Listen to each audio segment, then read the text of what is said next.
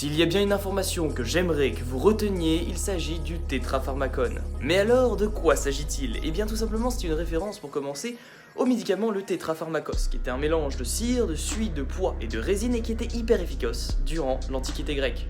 Et là t'es en train de me dire, mais bon, très bien, tu me parles de médecine, mais alors? Ben tout simplement, si ce médicament fonctionnait pour le corps, est-ce que ce serait pas intéressant de créer la même chose, mais pour l'esprit, une sorte de philosophie qui se baserait elle aussi sur 4 éléments, ou plutôt 4 principes. Et là j'y viens, au tétrapharmakone.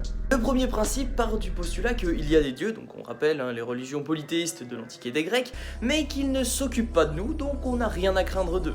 Le deuxième, quant à lui, concerne la mort. En fait, il part du principe que la mort n'est rien, puisque quand nous sommes là, elle n'est pas là, et quand elle est là, nous ne sommes plus. Donc c'est le fameux rendez-vous manqué des épicuriens. Le troisième concerne les désirs, c'est-à-dire les désirs naturels nécessaires, désirs naturels non nécessaires, les désirs non naturels et non nécessaires. J'y reviendrai plus tard. Et enfin les souffrances sont en général brèves et la plupart du temps évitables.